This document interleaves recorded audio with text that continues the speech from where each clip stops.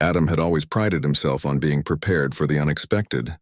3 years of xenobiology training, 2 tours on frontier colonies, and countless hours studying alien behavioral patterns had shaped him into Terra Command's most reliable first contact specialist. But nothing, absolutely nothing, had prepared him for this moment. The crimson-skinned alien female had him pinned against the crystalline wall of her ship's corridor, her grip on his arm surprisingly gentle despite its obvious strength. Her elongated canines gleamed in the ethereal blue light, and her large, luminous eyes held an intensity that made his heart race for reasons he couldn't quite identify. "Stop screaming, I'm romancing you," she yelled, her voice carrying a melodic quality that somehow made the absurd statement sound almost reasonable. Adam realized he had indeed been screaming and promptly shut his mouth. The silence that followed was somehow more unsettling than his previous panic. What?" he managed to croak. The alien, who had introduced herself as Kinza of the Vorthak Consortium before this bizarre encounter began, tilted her head in a gesture that was almost endearingly human. "Your species finds vocal distress attractive during courtship rituals, yes? I have studied your entertainment broadcasts extensively." "Our what now?" Adam blinked, his scientific mind struggling to process the cultural misunderstanding unfolding before him. "Wait, you think screaming is romantic?" Kinza's grip on his arm loosened slightly, uncertainty flickering across her sharp features. "The human males in your horror cinema always scream when the female approaches with interest. The females respond positively to this display. I assumed—" "Oh no," Adam interrupted, a laugh bubbling up from somewhere deep in his chest. "Oh no. You've been watching horror movies." The alien's confident expression crumbled into confusion. "Horror? But the males and females always end up together in intimate scenarios. Right before one of them usually dies." Adam couldn't help but grin now, the absurdity of the situation overriding his initial terror. "Kinza, those aren't romance films. They're meant to frighten people." The silence stretched between them as Kinza processed this information. Her luminous eyes widened, and a flush of deeper crimson spread across her cheeks. An expression that Adam noted with scientific interest seemed surprisingly universal. "I have made an error," she said quietly, releasing his arm completely. Adam rubbed his wrist where her grip had been, noting that despite her obvious strength, she hadn't left so much as a mark on his skin. The precision of her restraint spoke to incredible control. "Just a cultural misunderstanding," he said gently. "It happens more often than you'd think in first contact situations." Kinza stepped back, wrapping her arms around herself in a gesture that transcended species barriers. "I wish to make a good impression. Your people are the first we have encountered who might consider us as equals rather than monsters." The vulnerability in her voice caught Adam off guard. He looked at her, really looked, seeing past the predatory features and obvious physical power.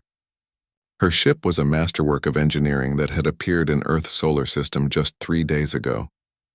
The technology required for interstellar travel was beyond human capability, yet she spoke of his people as equals. "Why us?" he asked. "Why did you want to impress humans specifically?" Kinza's eyes met his, and in them he saw something that made his breath catch. Hope. "Because you are survivors," she said simply. "Your species has faced extinction dozens of times throughout your history, yet you adapt, you overcome, you thrive. We need that strength." Adam felt the weight of her words. "Your people are in trouble.